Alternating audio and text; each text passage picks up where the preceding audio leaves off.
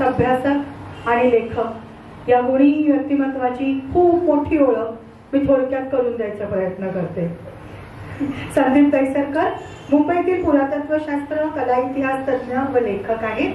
ते Shilahara heritage services मुंबईचे संस्थापक संचालक देखील आहेत. त्याचबरोबर त्यांनी होळकर कल्चरल सेंटर महेश्वर मध्य प्रदेश येथे 2020 ते 22 साली सांस्कृतिक सल्लागार म्हणून काम केले आहे. 2014-15 मध्ये त्यांनी साठे महाविद्यालयाच्या प्राचीन भारतीय संस्कृती आणि पुरातत्व शास्त्र विभागात सहाय्यक प्राध्यापक म्हणून काम केले असून नंतर सोफिया महाविद्यालयाच्या इतिहास विभागात व IES college of architecture Vandre येथे अभ्यागत प्राध्यापक म्हणून काम केले आहे. तसेच ते पुरातत्वशास्त्र आणि इतिहास या विषयांसाठी मुंबईतील विविध महाविद्यालयांमध्ये अतिथी व्याख्याता म्हणूनही शिकवत असतात. त्यांचे मुंबईतील जुहू, गोरेगाव, मालाड, मड येथील पुरातत्वीय शोध प्रसिद्ध आहेत. त्यांनी विलेपार्ले पूर्व, वांद्रे, जुहू येथील हेरिटेज वॉकसह दक्षिण मुंबईच्या फोर्टमधील स्मारक शिल्प आणि महेश्वर येथील पुण्यश्लोक अहिल्याबाई होळकर यांच्या जीवनाभोवती नव्या क्युरेटेड वॉक्सची निर्मितीही केली आहे.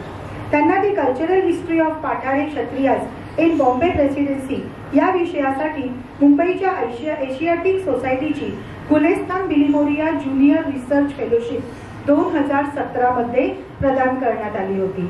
या फेलोशिपच्या अहवालावर आधारित त्यांचे पहिले पुस्तक दी पाठारे क्षत्रियाज ऑफ बॉम्बे हे 2022 साली प्रकाशित झाले. याच विषयावर त्यांचे इतिहास कट्ट्यावरती आपण ऐकलेले आहे त्यांना. यात त्यांनी 12व्या शतकातील राजा बिंब बरोबर मुंबईत चंपानेरहून स्थलांतरित झालेल्या 66 पैकी 29 कुटुंबे त्यांच्या गाव आणि आडनावांसकट ओळखली असून मुंबईचा मध्ययुगीन इतिहास व महिकावतीच्या बखरीवर चर्चा केली आहे. त्यांचे दुसरे पुस्तक पार्ले ज्ञात अज्ञात हे जानेवारी 2023 मध्ये प्रसिद्ध झाले.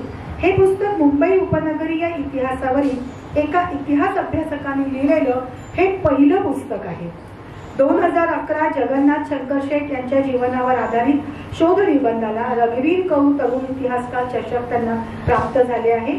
2012 BA ला मुंबई विद्यापीठात प्राचीन भारतीय संस्कृती व पुरातत्व शास्त्र या विषयात ते सर्वप्रथम आलेले आहेत.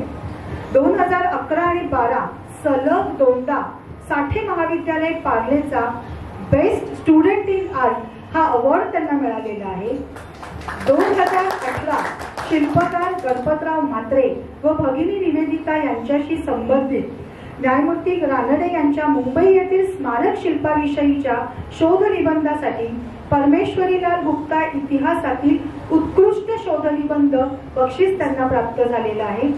2022 रोजी साने गुरुजी युवा पुरस्कार, 2023 रोजी युवा सन्मान पुरस्कार लायन्स इंटरनॅशनल पुणे येथून त्यांना मिळालेला आहे. आज ते आपल्या कट्ट्यावर आलेले आहेत आणि त्यांनी आपल्यासाठी पार्ले ज्ञात अज्ञात हे त्यांचं पुस्तक आणलेलं आहे. 1000 रुपये या पुस्तकाची किंमत असली तरी कट्ट्यावर हे पुस्तक आपल्यासाठी मागे टेबलवरती रजिस्ट्रेशन काउंटरला 800 रुपयाला अवेलेबल आहे. सर, आपलं खूप खूप अभिनंदन आणि खूप खूप आपलं स्वागत आहे कट्ट्यावर. सर्वांना माझा नमस्कार. सर्वप्रथम बोरिवली सांस्कृतिक केंद्र आणि इतिहास कट्ट्याचे सर्व जे पदाधिकारी आहेत त्यांना मी धन्यवाद देतो की त्यांनी मला पुन्हा इथे आमंत्रित केलं आणि पार्ल्याविषयी एक दहिसरकर सांगतोय बोरिवलीमध्ये हा जो काही नवा योग आहे तो इथे मला साधता आला, त्याबद्दल पुनश्च आपले धन्यवाद. विषय थोडा वेगळा आहे कारण जे मुंबईचा इतिहास जर म्हटला तर पूर्वी अशी एक काय म्हणू त्याला असा एक प्रकार होता की पोर्तुगीजांच्या आधी मुंबईला इतिहासच नाही आणि त्यात स्वातंत्र्यानंतर पर्यंत पण हा प्रकार चालू होताच. आणि हेरिटेज वॉक्स जसे जसे सुरू झाले तसे तसे लोक वांद्र्याच्या पलीकडे बघतच नव्हते आणि कधी पण बघावं तर फोर्टला लोक जातात, वांद्र्यालाच जातात, वांद्र्याच्या पलीकडे कोणी जात नाही. वांद्र्याच्या पलीकडे पण इतका इतिहास दडलेला आहे जो पुन्हा पाहणं, तो शोधून काढणं, त्यावर लिखाण करणं हे आजही महत्त्वाचं आहे आणि ते व्हावं, पुढच्या पिढीने करावं ही अपेक्षा आहे. आणि ह्यातच एक छोटासा प्रयत्न आहे की पार्ल्यावरती पुस्तक का नाही. बरं, पार्ल्यावरती मी पुस्तक लिहिण्याआधी ऑलरेडी 3 पुस्तकं प्रसिद्ध झालेली. पहिल्या पुस्तकात माहिती फक्त संकलित केलेली, पण त्याच्यात मराठी पुस्तक, पण त्यात देवनागरीमध्ये गुजरातीत माहिती, देवनागरीमध्ये हिंदीत माहिती, असं ते संकलन होतं नुसतं. किंवा ह्याच्यानंतर पण भरपूर पुस्तकं लिहिली गेली, 2 पुस्तकं आली, एक पुस्तिका आहे, पण ती फक्त माहिती रिपीट होत गेली, त्यात नवीन काही मिळत नव्हतं. तर हेरिटेज वॉक मी पार्ल्यात सुरू केला. त्याच्या आधी मी थोडंसं लिखाण करत होतो आणि त्यातनं हेरिटेज वॉक सुरू झाला आणि आज त्या हेरिटेज वॉकला म्हणतात 8 ते 9 वर्ष पूर्ण झालेली आहेत. तर एकूणच स्थापत्य दर्शन, कलेतनं दर्शन कसं होतं, इतिहास कसा आपण बघू शकतो, तिकडची लोकं कशी आहेत, कारण शेवटी इतिहास कट्टावर आपण माणसांच्या गप्पा आपण मारत आहोत किंवा माणूस इतिहास घडवत असतो. त्यामुळे प्रत्येक माणूस हा इतिहासाच्या दृष्टीने फार महत्त्वाचा आहे. हे आपण या लेक्चरमधनं समजून घ्याल असा हा प्रयत्न आहे. कुठलाही इतिहास हा लाईट पुढचा बंद करू शकतो का आपण, कारण आय थिंक स्लाईड दिसणार नाही. कुठलाही इतिहास जेव्हा आपण पाहतो, स्थानिक इतिहास ज्याला आपण इंग्लिशमध्ये लोकल हिस्ट्री म्हणतो, तेव्हा आपल्याला त्या परिसराची माहिती म्हणजे कशी माहिती, तर भौगोलिक माहितीसुद्धा असणं आवश्यक आहे. कुठले स्थान कुठे आहे,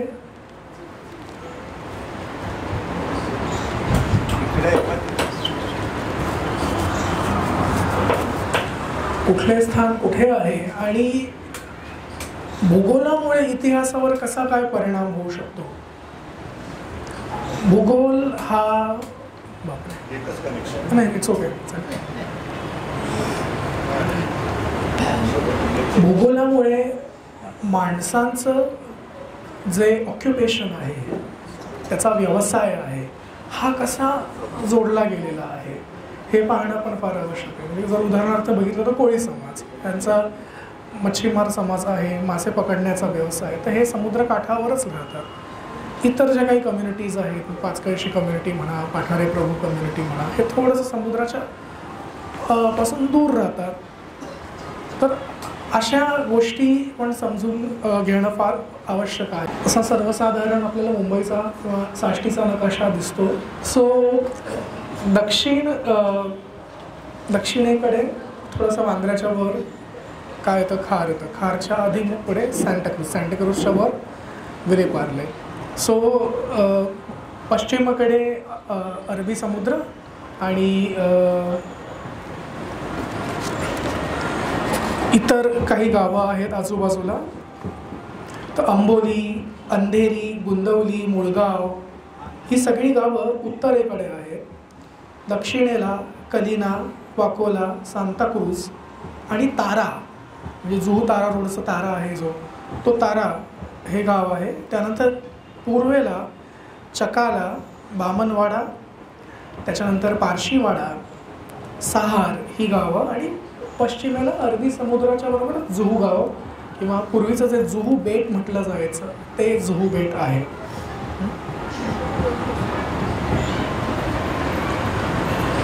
सो 7 बेटं जोडल्यानंतर वरचा आपण जर भाग पाहिला, मुंबई ही 7 बेटांची म्हणून सर्वत्र त्याला माहीत आहे, पण साष्टी बेट हा सुद्धा अनेक बेटांचा समूह होता हे या नकाशावरून आपल्याला समजतं. तुम्ही मडचं बेट बघा, जुहूचं बेट बघा, मनोरी इत्यादी. आणि हा एक टाउन प्लॅनिंग स्कीमचा नकाशा आहे. महाराष्ट्र स्टेट आर्काइव्स म्हणजे मुंबई पुराभिलेखागारातल्या नकाशा आहे. मला भरपूर फाईल्स मिळाल्या, त्यात बरेचसे कागदपत्र मिळाले. तर त्यातला हा नकाशा आहे की जुहू दिसतोय आपल्याला आणि 1908 पर्यंत जुहू हे बेटच होतं. तर आपल्याला हा जुहू आणि पार्ल्याच्या मधला खाजणाचा भाग, क्रीकचा भाग दिसत आहे.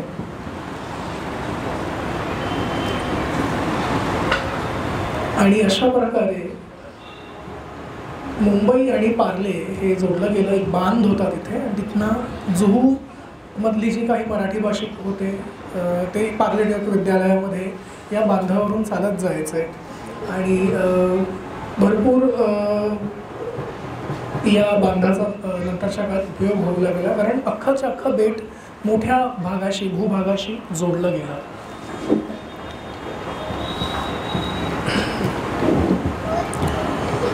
सो हे विलेपार्ले गाव. आता विलेपार्ले गाव म्हटलं की भरपूर लोकांना आश्चर्य वाटतं की विलेपार्ले कुठे काय गाव आहे, पण गावठाण अजूनही अस्तित्वात आहे. पूर्वी गावठाणाला या पाचकळशी पाखाडी म्हटलं जायचं आणि ह्याला एका ईस्ट इंडियन माणसाच्या पुस्तकात आपल्याला रेफरन्स सापडतो की त्याचं नाव आहे टेडी रॉड्रिक्स आणि ते म्हणतात की हे पाचकळशी पाखाडी आहे आणि इथे आजही बरेचसे कौलारू घरं आपल्याला पाहायला मिळतात. सो फारच महत्त्वाचं आहे. म्हणजे विलेपार्ले पूर्वच्या आणि पश्चिमेच्या भागात हे जो रेल्वे फाटक आहे त्याच्या आसपास ही घरं आपल्याला बघायला मिळतात किंवा हे गावठाण बघायला मिळतं. तर पूर्वी पार्ल्यात शेती व्हायची, भात शेती प्रामुख्याने होत असे. तर कोलम आणि पटणी नावाचे दोन प्रकारचं भात यांचं उत्पन्न व्हायचं. पटणी हे ब्रेडसाठी, म्हणजे ख्रिश्चन समाज पूर्वी राहायचा. सो पोर्तुगीजांच्या काळात ख्रिश्चॅनिटीचा प्रसार झाला, ख्रिस्ती धर्माचा प्रसार झाला. सो म्हणून म्हटलं ब्रेड पटणीतनं आणि कोलममधनं नॉर्मल भात लोक खायचे. तर तिथे जे मिस्किटाज होते ते भंडारवाड्यात राहतात पश्चिमेला आणि असं आपण समजूया किंवा समजलं जातं की ते भंडारी समाजाचे आहेत आणि जे डिसूजा आहेत ते सुतारवार म्हणजे सुतार समाजापैकी होते असं आपण समजू शकतो. भाताच्या उत्पन्नाच्या शिवाय इथे पांढरा भोपळा, त्याचबरोबर शेवग्याच्या शेंगा, काकडी, परत एक जिबूड नावाचा फळ आहे ज्याला प्रमाण भाषेत चिबूड म्हणतात, पण इथल्या स्थानिक भाषेत त्याला जिबूड म्हणतात. तर ते मस्क मेलन इंग्लिश शब्द आहे त्याला. तर ते खूप प्रसिद्ध फळ, ह्याचं उत्पादन पार्ल्यात व्हायचं. आणि ऑफकोर्स भेंडीसुद्धा आणि लाल भोपळासुद्धा मिळायचा पूर्वी. सो असं हे विलेपार्ले जे गाव होतं ते हळूहळू उपनगराकडे कसं त्याचं डेव्हलपमेंट झालं हे आपण या व्याख्यानातनं पाहणार आहोत.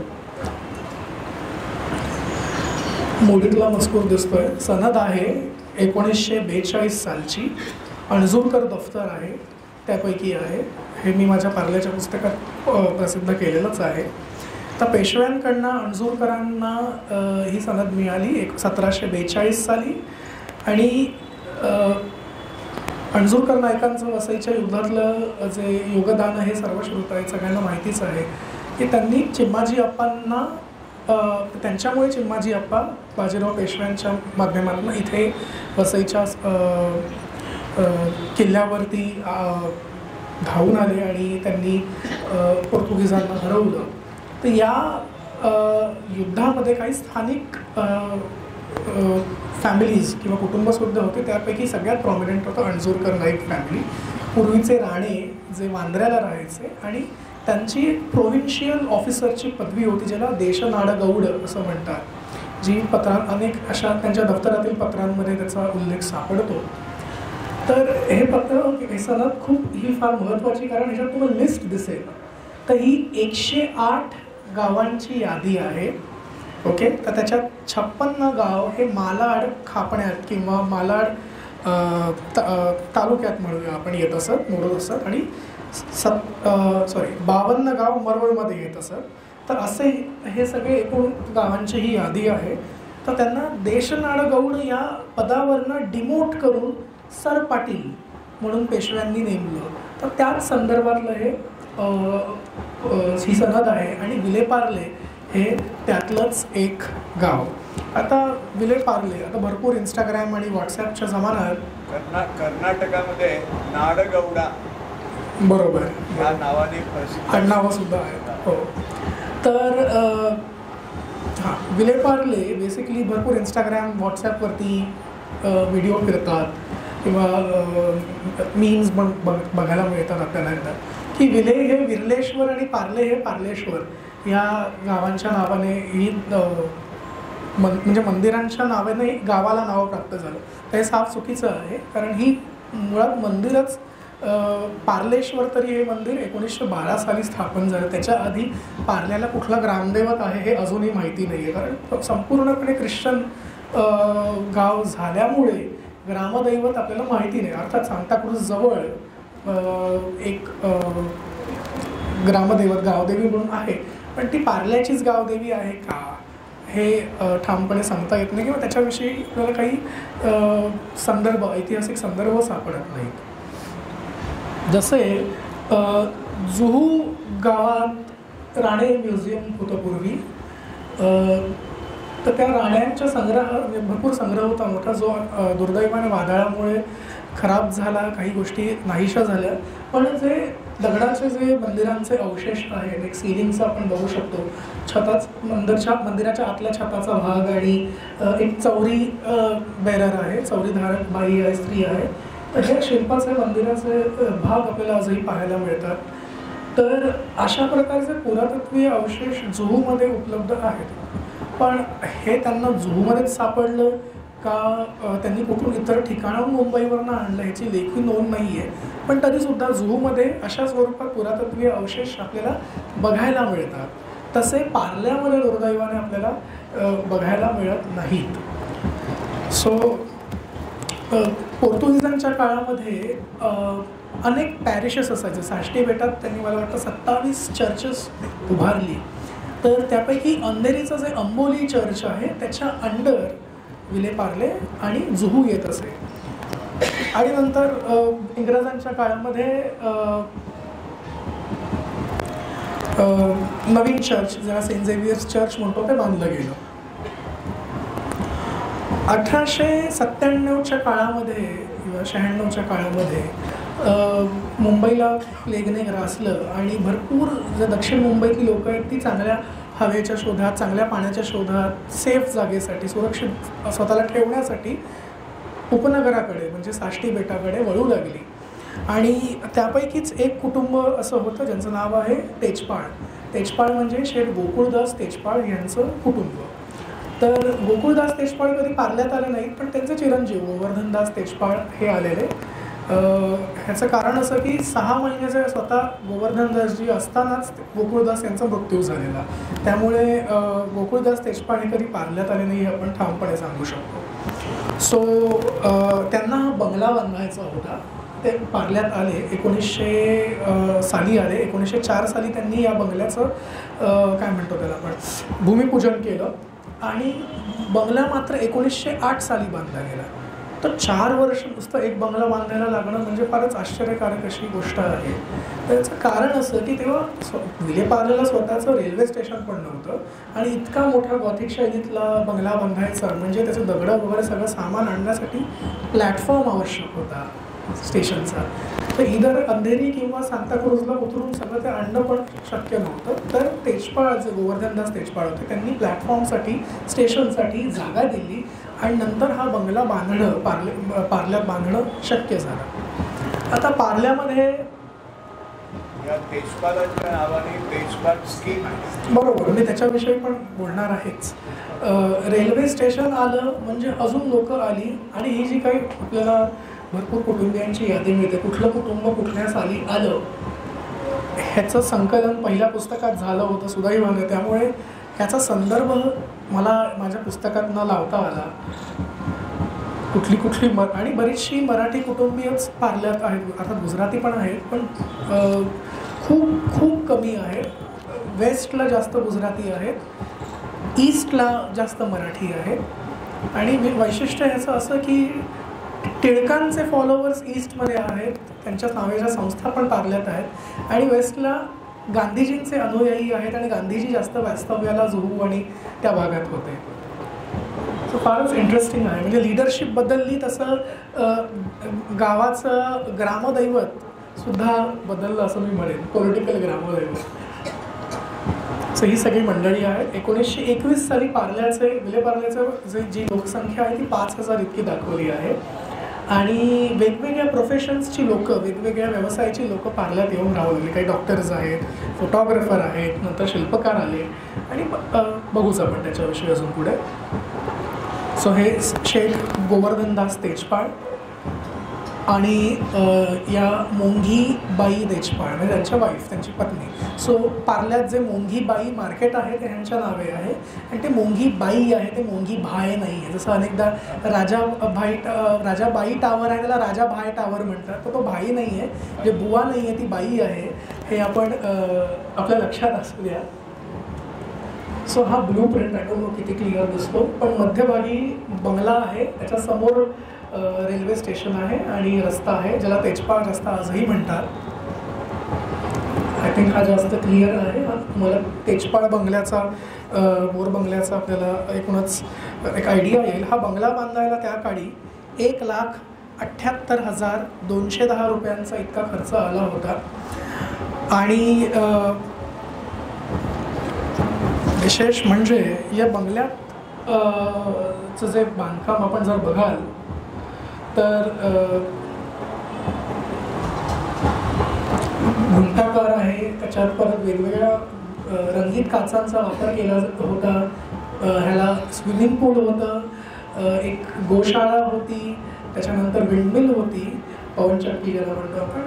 ब्युटिफुल स्कल्पचर्सनी, स्टॅच्यूजनी हा बंगला सजवला होता आणि खूपच प्रेमाने बांधला दिसूनच येतं. नसरवांजी संजना नावाच्या पारशी आर्किटेक्टने हा बंगला बांधलेला. पण दुर्दैवाने 1957 साली हा बंगला पाडण्यात आला. त्याची कारणं पण भरपूर आहेत की असं की पण त्याच्या आधी 1933-34ला या बंगल्याच्या आवारात एक शाळा भरली जायची आणि पारशी कुटुंब जे कपल होतं, जहांगीर आणि कुंवरबाई वकील, हे इथे शाळा भरवायचे रवींद्रनाथांच्या शांतिनिकेतनच्या पार्श्वभूमीवरती. आणि याच शाळेत बेसिकली इंदिरा गांधी यांनी आपलं मॅट्रिक्युलेशनचं शिक्षण पूर्ण केलं होतं. तर पार्ल्याच्या या शाळेत लिहायच्या आणि त्यांच्या आपल्या आत्मचरित्रात पण आपल्याला हे बघायला मिळतं. त्याच्यानंतर 42 साली हा बंगला विकला आणि त्यानंतर इथे भाडेकरी येऊन राहिले आणि 57 साली जसं म्हटलं की हा बंगला पाडण्यात आला. पण तो पाडू नये म्हणून भाडेकरूंनी अनेक प्रयत्न केले आणि सर्कशीतला हत्ती आणून तो किती मजबूत आहे हा बंगला हे दाखवण्याचा प्रयत्न पण केला, पण त्या प्रयत्नाला काही यश आले नाही. तर बंगल्यावरती एक जे पहिलं पुस्तक आहे त्याच्यात बंगल्यावरती मोर दाखवलेला आहे, तर ते मोर नाही आहे तिथे. ॲक्च्युली हा ओरिजिनल फोटो आहे तेजपाळ कुटुंबियांकडनं मला मिळाला. त्याच्यावरती मोर बघायला मिळत नाही, पण त्याच्या आवारात मोर होते म्हणून त्याला मोर बंगला म्हणायचे. हेही महत्त्वाचं आहे. तर हा बंगला अजून एक कारणांसाठी महत्त्वाचा होता, कारण इथे अनेक मीटिंग्स, अनेक सभा भरल्या जायच्या. त्यामध्ये पार्ले हिंदू देवालय मंडळाची मीटिंग झाली, ज्याच्यात पार्लेश्वर मंदिरसुद्धा त्यांच्या अंडर होतं. तर त्याचे पहिले जे काय म्हणूयात आपण त्यांना कार्यकारी अध्यक्ष किंवा मॅनेजिंग कमिटीचे जे अध्यक्ष होते व्यवस्थापन समितीचे, तर ते गोवर्धनदासजी तेजपाळ होते. आणि त्याच्यानंतर विलेपार्ले रेसिडेंट्स असोसिएशन नावाची एक संस्था, म्हणजे लोकमान्य सेवा संघ सगळ्यांना माहितीच असेल, पण या संस्थेच्या आधी अजून एक संस्था होती जी पार्लेकर यांनी सुरू केलेली. तर ती संस्था, त्या संस्थेचा जन्मसुद्धा याच बंगल्यात झालेला. त्याच्यानंतर अनेक स्वातंत्र्य सैनिकांच्या सभा, ज्याच्यात सुभाषचंद्र बोस, साने गुरुजी, आचार्य कृपलानी आणि काकासाहेब गाडगीळ यांच्या सभा या बंगल्याच्या आवारात गाजलेल्या आहेत. आज जर हा बंगला अस्तित्वात असता तर ते एका प्रकारे राष्ट्रीय स्मारक झालं असतं पार्लेकरांसाठी, पण दुर्दैवाने ती विजन त्या काळातल्या लोकांना नव्हती. पत्र आहे जे मला आर्काइव्हजमधनं सापडलं आहे, मोंघीबाई गोवर्धनदास तेजपाळ यांनी लिहिलेलं. नंतर या बंगल्याच्या आर्किटेक्टचं हस्ताक्षर आहे त्यांच्या लेटर हेडवरती. आणि जेव्हा टाउन प्लॅनिंग स्कीम आली तेव्हा असे काही नोटिसेस इश्यू केल्या जायच्या, कारण प्लॉट्स करणं, मग रस्ते एकमेकांना जोडणं आणि ज्या काही शहरीकरणाच्या ज्या महत्त्वाच्या गोष्टी आहेत, शाळा सुरू करणं, मैदान सुरू करणं वगैरे वगैरे. लॅम्प पोस्ट्स उभारणं, मला माहीत नाही बोरिवलीत पण आज बघायला मिळत असतील. पार्ल्यात आहेत जुने दगडी किंवा सिमेंटचे ते मोठे लॅम्प केरोसिनचे लॅम्प पोस्ट्स आहेत ते बघायला मिळतात. सो ते उभारणं, पोलीस चौकी उभारणं, अशा सर्व महत्त्वाच्या गोष्टी अपेक्षित होत्या, त्याचं काम होतं. आता या पुस्तकाच्या माध्यमातून पार्ल्यात जे पहिले 72 कुटुंबीय जे आले किंवा जे टाउन प्लॅनिंग स्कीम या भाग 1मध्ये मोडले जायचे त्यांची यादी मला प्राप्त झालेली आहे. कुठल्या कुटुंबाची किती जमीन होती हे पण आपल्याला कळतं. म्हणजे कोणाचे काही पारिवारिक वाद वगैरे असतील, कोणी पार्लेकर असतील, त्यांच्यासाठी खूप महत्त्वाची गोष्ट आहे की आपल्या आजोबा पणजोबांनी किती जमीन घेतली, मग पुढे कसं काय झालं, ह्याचा पण तुम्हाला अभ्यास करता येईल तुमच्या फायद्याच्या अनुषंगाने. हाच तो नकाशा Vile Parle town planning scheme number 2 लाल ह्याच्यात आपल्याला दिसते. आणि जो 1 आहे पहिली स्कीम आहे ती ही स्कीम आहे स्टेशनला लागून, आणि ते मला मोरबंगला दिसत असेल. किती मोठा प्लॉट आहे. म्हणजे महात्मा गांधी रस्त्याचा पण भाग बराचसा तेजपाळ्यांकडेच होता. बिल्डिंगला दगडी कंपाऊंड होतं आणि भरपूर सुंदर बंगला होता, पण दुर्दैव तो नाही आहेच. आणि अशा प्रकारे ब्लू प्रिंट लहान लहान लहान लहान प्लॉट्स केलेले आहेत. त्याचं जोडण्याचं काम 40 फूट रस्ता, 24 फूट रस्ता, 90 फीट रस्ता. आपल्याला कांदिवलीला आणि या भागात पण या रस्त्यांचे आकडे आपण ऐकले असतील. तर हे स्कीम्सचं काम होतं एकमेकांना गाव आणि प्लॉट्स जोडण्याचं. सो कसे लहान गावठाणातनं कसा रस्ता बांधला त्याचं हे ब्ल्यू प्रिंट आहे. त्यानंतर हे जे रस्ते आहेत जे म्हटलं 90 फीट 24 फीट त्याचं क्रॉस सेक्शन आणि ड्रेनेज सिस्टम. पाऊस खूप पडतो आपल्याकडे, त्यामुळे पाणी वाहतं कसं करायचं बाहेर, कारण पार्ले हे भातशेतीचं गाव असल्यामुळे बरंचसं पाणी साचायचं आणि पूर्वीचे फुटपाथ हे उंच भागावर न जायचं. पण टाउन प्लॅनिंग स्कीममुळे ते सकल भागात न जाऊ लागलं आणि चिखल खूप असायचा, मग गुडघेभर पाण्यातनं कसं चालत जायचं त्याच्या संदर्भात पण भरपूर इंटरेस्टिंग पत्र. तर हेच पत्र आहे मला वाटतं. Sorry, this is Govardhan Dasji's letter. त्याच्यात त्यांनी म्हटलं आहे की असे असे प्रश्न आहेत ते सोडवा. हे गव्हर्नरांना लिहिलेलं पत्र आहे. आणि रस्त्याविषयीचं जे मी पत्र आता म्हटलं की बरेचसे जे रस्ते बांधले गेले, पूर्वीच्या फुटपाथांना कसं असायचं दोन्ही साईड्सनं दगड मोठे मोठे ठेवायचे जेणेकरून पाणी चिखल आत येऊ नये आणि माणसं व्यवस्थित चालत जाऊ शकते. पण जेव्हा हे नवीन रस्ते आले तेव्हा प्रॉब्लेम झाला की पाण्यातनं लोकांना जाऊ लागलं. आणि पावसाळ्याच्या आधी काम सुरू करा रस्त्यांचं हे सांगणारं ते पत्र आहे. हा मला फोटो रद्दीमध्ये मिळाला, पुस्तक छापण्याआधीच रद्दीवाल्याकडे मिळाला. आणि नशीब म्हणजे लक्ष गेलं काहीतरी अनयुज्युअल दिसतंय. तर 1938ची जी विले पार्ले असोसिएशन रेसिडेंट्स असोसिएशनची कमिटी आहे त्याचा हा फोटो आहे. आणि जे मध्यभागी बसले ते दीक्षित, ज्यांच्या नावे दीक्षित रस्ता आहे पार्ल्यातला, जे काकासाहेब दीक्षित जे शिर्डीचे आहेत त्यांच्याशी काही संबंध नाही आहे. जे दीक्षित होते त्यांचे इनिशियल्स मला आता आठवत नाही, पण हे कच्छ संस्थानाचे दिवाण होते. तर ते हे दीक्षित आहेत, दीक्षित रस्त्याचे.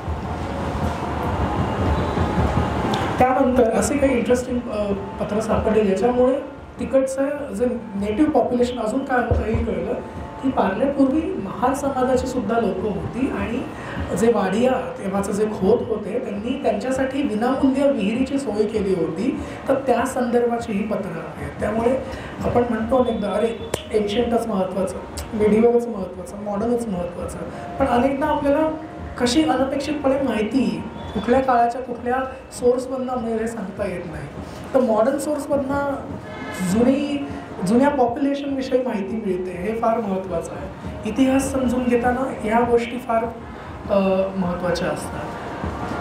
हां, तर पार्ल्यामध्ये एकूणच 6 स्कीम्स आल्या. मुळात बॉम्बे टाउन प्लॅनिंगचा जो ॲक्ट आहे, जो कायदा आहे तो 1915 साली आला आणि 15 नंतर वेगवेगळ्या ठिकाणी वेगवेगळ्या टाउन प्लॅनिंग स्कीम्स सुरू झाल्या. तर टाउन प्लॅनिंग स्कीम नंबर 1, 2, 4 आणि 5 या पूर्वेला झाल्या. म्हणजे 4 स्कीम्स ईस्टला झाल्या आणि वेस्टला 3 आणि 6 फक्त 2. कारण तेव्हा जुहू पण आत्ताच असं हळूच असं जोडलं गेलं होतं 1908 नंतरच. त्यामुळे वस्ती फार कमी होती. सो वेस्टमध्ये त्या मानाने कमी वस्ती बघायला मिळते म्हणून कमी टाउन प्लॅनिंग स्कीम्स तिकडे बघायला मिळतात.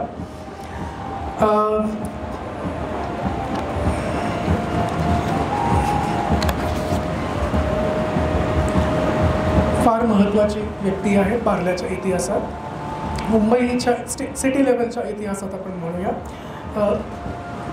तुमच्या डावीकडे आहेत ते विष्णुपंत परांजपे आणि उजवीकडे आहेत ते मोरेश्वर परांजपे, ज्यांना बाबूराव परांजपे सुद्धा म्हणायचे. तर ह्या दोन व्यक्तिमत्वांनी पार्ल्यात मराठी टक्का कसा वाढवावा याविषयी खूप महत्त्वाचे प्रयत्न केले. पण त्याआधी विष्णुपंत हे सर जे स्कूल ऑफ आर्टचे विद्यार्थी होते आणि त्यांचा चांदीचा व्यवसाय होता. त्यांनी स्वतः बँक सिल्वर कंपनी नावाची कंपनी सुरू केली होती आणि ती सुरुवातीला जितेकरांच्या वाडीत गिरगावला होती आणि नंतर ते पार्ल्यात आले. त्यांनी भरपूर जमीन खरेदी केली आणि त्यांचे जे चिरंजीव आहेत त्यांनी सोसायटीज उभारल्या. मला वाटतं बोरिवलीला पण सोसायटीज आहेत. हां, अच्छा, परांजपे स्कीम पण आहेत. तर बरेच योगायोग, ज्ञानयोग, भक्तियोग अशा सोसायटीज आहेत. तर तशाच पार्ल्यामध्ये पार्लेश्वर सोसायटी किंवा शिवानंद सोसायटी, रामानंद, दत्त रामानंद, जय हनुमान, अंधेरीला विजयनगर, चंद्रशेखर या सोसायटीजची त्यांनी निर्मिती केली. का तर मराठी टक्का पार्ल्यात वाढायला हवा. कारण तेव्हाचा एक असा ॲटिट्यूड होता, जे गुजराती मंडळी पार्ल्यात असायचे, हे डॉक्युमेंटेड आहे, की दक्षिणीनो आपवानी नथी असा त्यांचा तो एक डायलॉग होता की मराठी माणसाला जागा द्यायच्या नाहीत. त्यासाठी यांनी प्रयत्न केले आणि पार्ल्यात मराठी टक्का वाढला. हे पूर्वीचं पार्लेश्वर मंदिर जे कौलारू आणि शेडचं होतं आणि आत्ताचं आर्ट डेको या स्थापत्य शैलीतलं हे मंदिर आहे. मुळात पार्लेश्वर मंदिर आणि गणपती मंदिर नंतरच आहे, पण या दोन्ही मंदिरांना एकत्र करून कॉमन पॅसेज देऊन त्यांना एक सिंगल बिल्डिंग म्हणून बनवण्यात आलं आहे. तर हे 1912 सालचं मंदिर. पूर्वीचं राम मंदिर, या राम मंदिरात पार्ल्याचा पहिला गणेशोत्सव साजरा केला गेला. लोकमान्य टिळकांचा मृत्यू झाला 1920 साली. त्याच वर्षी गणेशोत्सव या मंदिरात पहिल्यांदा सुरू झाला आणि 1923ला जेव्हा लोकमान्य सेवा संघ सुरू झालं तेव्हा हा गणेशोत्सव तिथे शिफ्ट केला गेला. कारण दोन्हीकडे जे कार्यकर्ते होते ते सेमच होते, सारखे होते. हा सुवर्ण महोत्सवातला गणेशोत्सवाचा फोटो आहे. ही पूर्वीची पार्ले टिळक शाळा ही अशी होती, कौलारू. ही दुसरी बिल्डिंग जी आर्ट डेको बिल्डिंग होती, सॅडली ती डिमॉलिश केली गेली, तोडली गेली आणि नवीन बिल्डिंग उभारली गेली. हे पूर्वीचं लोकमान्य सेवा संघ. पार्ले टिळक विद्यालयाची स्थापना जी आहे ती पार्लेश्वर मंदिराची मी डेट सांगितली 1912. त्याच्यानंतर लगेच दुसऱ्या वर्षी 1913ला राम मंदिर सुरू झालं. कारण जसजशी लोकसंख्या वाढू लागली तसं देवाची मंदिरच नाही आहेत, ख्रिश्चन गावठाणे म्हणजे हिंदू जे होते त्यांनी मग आपली मंदिरं बांधली, असा संदर्भ. त्यानंतर पार्ले टिळक विद्यालयाची स्थापना झाली 9 जून 1921 साली आणि त्याचं ध्येय होतं to impart sound and rational education in arts and industries. तर असे बरेचसे इतर वर्गसुद्धा व्हायचे, म्हणजे सुतार कामाचा वर्ग, गार्डनिंगचा वर्ग, कपडे निर्मितीचा वर्ग हे सुरुवातीला व्हायचे, पण नंतर ती सगळी बंद करण्यात आली आणि शिक्षणाकडे फोकस वाढू लागला. टिळक मंदिर ही फार महत्त्वाची संस्था आहे, कारण टिळकांचं गाव म्हणून विलेपार्ल्याकडे पाहिलं जातं आणि लोकमान्य सेवा संघाची स्थापना 1923 साली झाली असं म्हटलं तर. श्री गणेशोत्सव, टिळक पुण्यतिथी, शिवजयंती हे राष्ट्रीय उत्सव साजरे करणं, वाचनालय व ग्रंथालयाची सोय करणं, व्यायामशाळा काढणं, स्थानिक स्वराज्याबद्दल लोकांना शिक्षण देणं, सार्वजनिक प्रश्नांवर संघाचे मत व्यक्त करणं, निरनिराळ्या विषयांवरती व्याख्याने आयोजित करणं, धार्मिक, सामाजिक, शास्त्रीय, शैक्षणिक व कला कौशल्याचे वर्ग सुरू करणं ही या संघाची उद्देश होती. तर पहिली बिल्डिंग जी आहे ही 1924ची आहे, त्याचा हा फोटो. त्यानंतर आर्ट डेको बिल्डिंग जी आपण बघतो ती 1935 साली बांधली आणि तिसरी जी इमारत आहे ती 1970 साली बांधली. तर आर्ट डेकोचे अजूनही आपल्याला इंटिरियर्स आपल्याला मध्ये बघायला मिळतात. बेसिकली आर्ट डेको काय आहे, आपल्याकडे मुंबईमध्ये आर्ट डेको बिल्डिंग्सना जागतिक वारसाच्या यादीत स्थान मिळाले. मायामी शहरानंतर मुंबई शहरात अख्ख्या जगात या शैलीच्या इमारती आपल्याला बघायला मिळतात. तर वेगवेगळे जॉमेट्रिक जे शेप्स आहेत, म्हणजे वर्तुळ असेल, गोल असेल, ट्रायंगल असेल, आयताकार असेल, अशा वेगवेगळ्या पॅटर्न्समधनं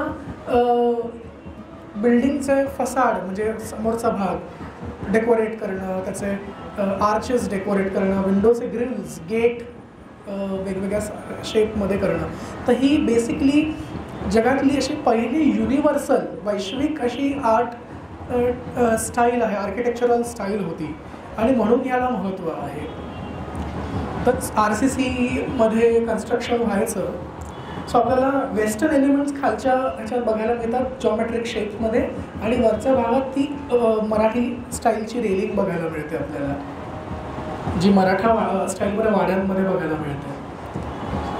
सो याला पार्ल्याची त्रिमूर्ती म्हटलेलं आहे. पु ल देशपांड्यांच्या पुस्तकात या त्रिमूर्तीचा फार महत्त्वाचा उल्लेख सापडतो आपल्याला. आणि हे चित्र जे आहे ते बनवलं आहे चित्रकार शामराव रामचंद्र जयकर, श्रीपाद शामराव जयकर यांनी. ह्याच्या अगोदरचं चित्र सेम पेंटिंग जे खराब झालं ते बनवलं होतं शामराव जयकरांनी, ज्यांनी साईबाबांचं सिटिंग घेऊन पोर्ट्रेट केलेलं. तर ते जयकर पार्ल्यात राहायचे. आणि हे जे दुसरं पेंटिंग आहे ते 1947मध्ये बनवलं गेलं आणि 101 रुपये त्या चित्रकाराला तेव्हा देण्यात आले होते.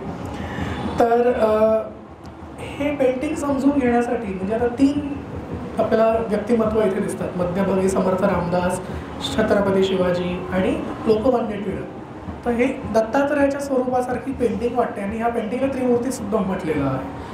तर दुसरं पेंटिंग उपलब्ध झालेलं आहे आणि ते एका पार्ल्याच्या चित्रकाराने केलेलं आहे. हे विशेष. पण त्या चित्राकडे वळण्यापूर्वी आपण याची थोडीशी आयकोनोग्राफी समजून घेऊया. ती अशी की टिळकांच्या हातात पुस्तक आहे ते कर्मयोगाचं आहे आणि त्रिशूळ ध्वज असं सुंदर कॉम्बिनेशन आहे, वेपन आणि फ्लॅग. त्याच्यात त्यांचं जे स्लोगन आहे ते आपल्याला लिहिलेलं दिसतं. त्यानंतर शिवाजी महाराजांच्या हातात तलवार आणि ढाल आहे. सो हे पेंटिंग समजून घ्यायचं असेल तर आपल्याला हे पेंटिंग समजून घ्यायला लागतं, जे पु ल देशपांड्यांच्या मामांनी बनवलेलं आहे, ज्याला स्वराज्य वृक्ष असं म्हटलेलं आहे. तिथे परत ती 3 कॅरेक्टर्स आपल्याला बघायला मिळतात. पु ल देशपांड्यांचे मामा म्हणजे दुभाषी, मंगेश वामन दुभाषी. त्यांचे वडील वामन मंगेश दुभाषी हे लेखक होते आणि ऋग्वेदी या नावाने ते लिखाण करायचे. तर हे जे चित्रकार दुभाषी होते ते चित्रकार रावबहादूर धुरंधर यांचे शिष्य होते आणि त्यांनी हे चित्र बनवलेलं आहे 1929 साली. तर आपल्याला इथे काय बघायला मिळतं आहे की टिळक हे पाणी घालत आहेत, शिवाजी महाराज माती मुळापाशी घट्ट लावत आहेत आणि धर्मास्त्राने एक फांदी, कीड लागलेली फांदी हे समर्थ रामदास कापत आहेत. तर बेसिकली ह्याची आयडिया अशी की चित्रकाराने ह्यांना सिम्बॉलिकली पण टर्म केलेलं आहे की समर्थ रामदास म्हणजे धर्म, छत्रपती शिवाजी म्हणजे शक्ती आणि लोकमान्य टिळक म्हणजे बुद्धिजीवन. तर असं म्हटलं धर्मास्त्राने ती फांदी कापत आहेत, शिवाजी महाराज त्याचा पाया भक्कम करत आहेत आणि लोकमान्य टिळक जे आहेत हे बेसिकली पाणी घालताना दिसतात. तर समर्थ रामदास आणि छत्रपती शिवाजी महाराजचे कंटेम्पररी पर्सनॅलिटीज आहेत, व्यक्तिमत्वे आहेत. आणि त्यांच्यानंतर डायरेक्ट टिळकच का? तर स्वराज्य ही संकल्पना ब्रिटिशांच्या काळात आपण जेव्हा परत पारतंत्र्यात गेलो तेव्हा टिळकांनी पहिल्यांदा मांडली आणि म्हणून टिळक हे आपल्याला तिथे बघायला मिळतात. आणि जेव्हा धर्म, शक्ती आणि बुद्धिजीवन या तिन्ही गोष्टी, या तिन्ही क्वालिटीज एकत्र येतील तेव्हा हा जो स्वराज्य वृक्ष आहे म्हणजेच जो आपला देश आहे किंवा महाराष्ट्र आहे तो सुजलाम सुफलाम होईल, त्याला चांगली फुले, पाने आणि फळे येतील आणि त्या पुढच्या पिढीलाच आपल्या उपयोगी पडतील असा मेसेज या पेंटिंगमधनं देण्यात आलेला. तर इथे जी आपल्याला गाय दिसते ती गाय म्हणजे पण महाराष्ट्र किंवा भारत देश असं आपण म्हणू शकतो, असं ते सिम्बॉलिझम आहे. त्यानंतर रावबहादूर गणपतराव म्हात्रे यांनी टिळकांचे 2 बस्ट करून दिलेले, ते पार्ले टिळक विद्यालयात आणि लोकमान्य सेवा संघात आपल्याला पाहायला मिळतात. आजही ब्रॉन्झमध्ये आहेत. आणि म्हात्रे मुळात भारताचे म्हणजे प्री इंडिपेंडन्स पिरियडचे पहिले स्मारक शिल्पकार आहेत. त्यांच्याविषयी मी बोलेनच. त्यानंतर यमुनाबाई आमरे या चेंबूरच्या होत्या, लग्न होऊन त्या रावते झाल्या. त्यांनी लोकमान्य सेवा संघासाठी टिळकांचं जे मेडलियन केलेलं आहे तर त्याचा हा मला फोटो मिळाला. या बॉम्बे स्कूलच्या ट्रेडिशनमधनं येणाऱ्या, बॉम्बे स्कूल ऑफ आर्टच्या ट्रेडिशनमधनं येणाऱ्या पहिल्या स्त्री शिल्पकार आहेत. त्यांचा फोटो हा पहिल्यांदा प्रकाशित होतो आहे माझ्या पुस्तकामध्ये झालेला आहे. तर योगायोग असा त्यांच्या कन्याशी संपर्क आला आणि त्यांच्याकडनं त्यांच्या आईचा फोटो मला मिळाला. तर ह्या यमुनाबाई रावते. त्यामुळे टिळकांची पॉप्युलॅरिटी त्या काळात किती होती हे आपल्याला कलेच्या माध्यमातून इथे बघायला मिळते.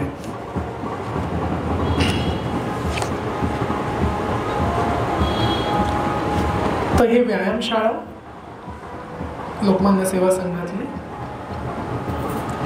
तर टिळक म्हणजे 1930 साली जो मिठाचा सत्याग्रह झाला दांडी येथे, तसाच सत्याग्रह महाराष्ट्रात जुहूला झाला आणि त्याची छावणी ही महत्त्वाची विलेपार्ले होती आणि महाराष्ट्रभरातनं लोक पार्ल्यात आली होती त्या काळात. सो सुरुवातीला ब्रिटिशांनी त्यात काही हस्तक्षेप केला नाही, पण दुसऱ्या दिवशी बऱ्याच लोकांना अरेस्ट केलं आणि 31 मे 1930 साली बाबू हुडे नावाचा एक कार्यकर्ता जो होता, व्हॉलंटियर होता या छावणीतला, कॅम्पमधला, तो ॲक्सिडेंटली ब्रिटिश माणसाच्या घोडेस्वाराच्या घोड्याखाली आला आणि तो मृत्यू पावला आणि तो हुतात्मा झाला. तर त्याची जी काही काय म्हणूया आपण अंतिम यात्रा निघाली ती विलेपार्ले वेस्ट ते लोकमान्य सेवा संघाला आणि नंतर त्याचं अंत्यसंस्कार झाले. सो अशी पार्ल्याची कामगिरी आहे. त्याच्यानंतर 1934 साली खादी मंदिर सुरू झालं. 1930-32च्या मध्ये स्वदेशी मालाची प्रदर्शने पार्ल्यात झाली. दुसऱ्या महायुद्धाच्या काळात नागरिक संरक्षणासाठी फर्स्ट एडचे वर्ग इथे भरवण्यात आले आणि जवानांसाठी कपडे व भेटवस्तूसुद्धा जमवण्यात आल्या. क्विट इंडिया मुवमेंट, भारत छोडो 1942 जी चळवळ सुरू झाली त्यात भूमिगतांना कार्यकर्त्यांनी इथे प्रोत्साहनाने आसरा दिला आणि जेव्हा भारताला स्वातंत्र्य मिळालं 15 ऑगस्ट 1947 तेव्हा रात्री 12 वाजता टिळक मंदिरात ध्वजवंदन झाले आणि जवळजवळ 2000 लोक जमली होती. त्यांनी इथे वंदे मातरम म्हटलं. तो काय क्षण असेल हे जे त्याचं इमॅजिन करूनच सांगायला काटा येतो असं. सो खूपच सुंदर असं हे पार्ल्याचं स्वराज्य चळवळीतलं योगदान आहे. आता ज्या ज्या लोकांना जेलमध्ये पाठवलं त्यांची यादी मला पुरावी लेखागारात मिळाली आर्काईव्समध्ये. तर त्यांची नावं आहेत. तर ह्याच्यामध्ये पार्लेकर जे होते ते केशवराव चेंबूरकर यांचं बघायला मिळतं नाव. त्याचबरोबर नाव आहे सिंधी नाव आहे, त्या जस्टिस बदरुद्दीन तय्यबजी यांची मुलगी होती. तर तिला सुद्धा अटक झालेली क्लिअर नाही आहे कारण तो बटर पेपर लावला आहे त्याच्यावर. आणि असे अनेक बरेच मंडळी होती महाराष्ट्रभरातली ज्यांना अटक झाली त्यांची यादी आहे. एक नाटक झालेलं टिळकांचं लोकमान्य सेवा संघात. तर नंदा पातकरांचं नाव ऐकलं असेल तर नंदा पातकर तिथे आपल्याला बघायला मिळत आहेत कैद्याच्या वेशात. हे पुस्तक जेव्हा प्रकाशित झालं तेव्हा एक मला व्यक्ती आले, ओळखीचेच परिचित व्यक्ती आहे. ते म्हणाले अरे त्या मिसेस पातकर त्यांच्या हातात जे बाळ आहे ते मी पण त्यात बालकलाकाराची भूमिका केलेली. सो या पुस्तकाच्या माध्यमातून अनेक पार्लेकरांना त्यांचे आजी आजोबा मी पणजी पणजोबा सुद्धा मिळू शकतात.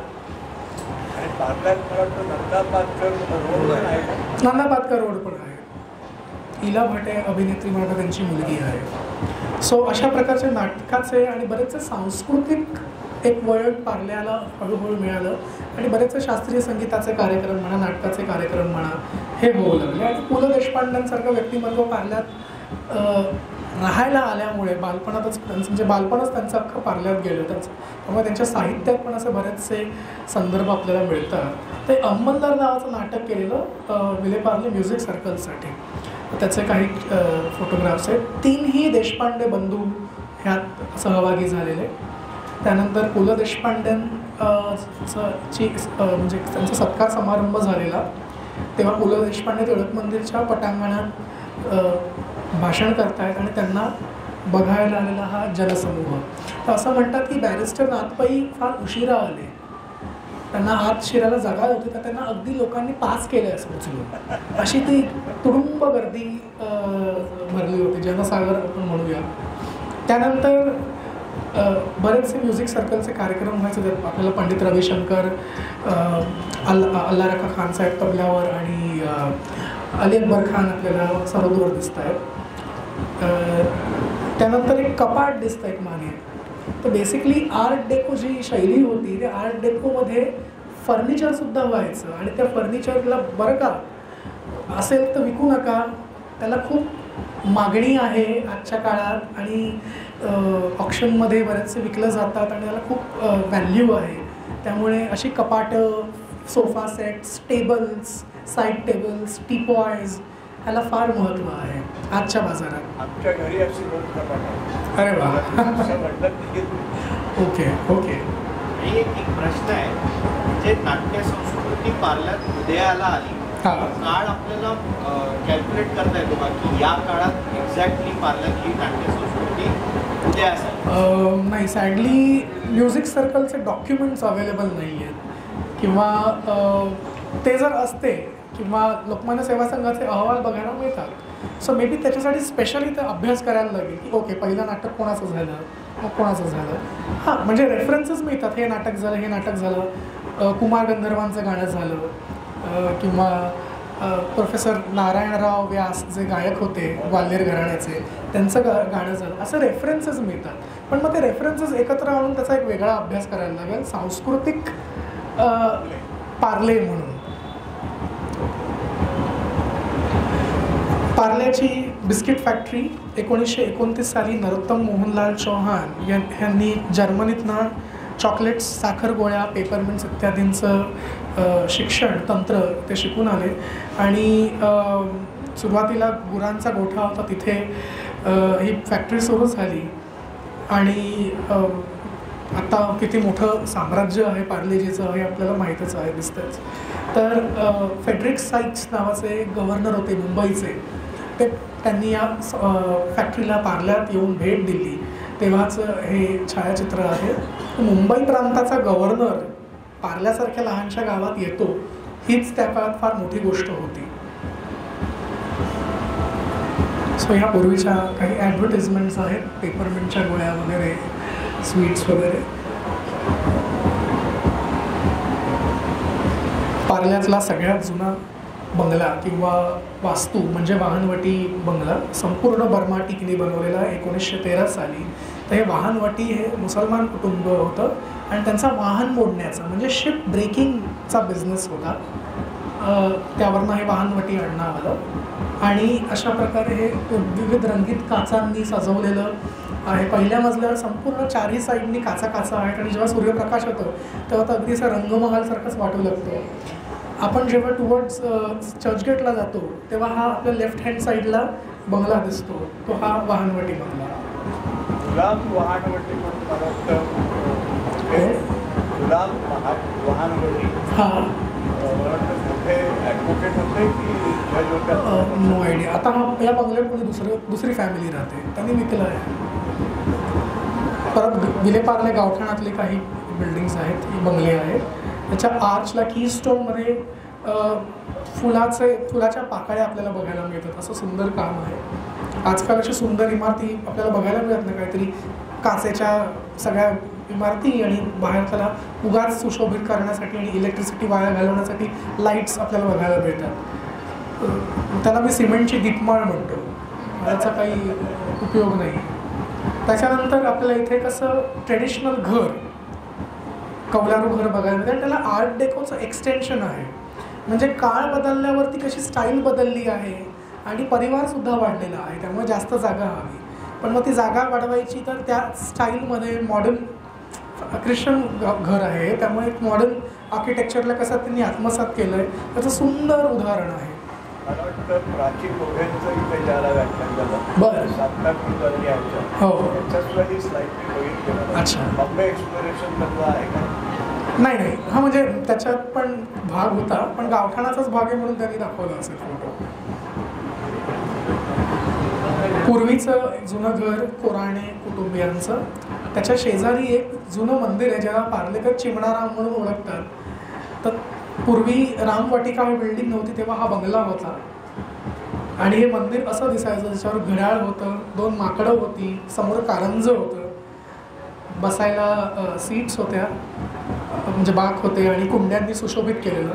नंतर हे असं दिसू लागलं आणि हे आता असं दिसतं. म्हणजे किती डिफरन्स आहे, कसा काळानुरूप कसा बदल होत गेलेला आहे.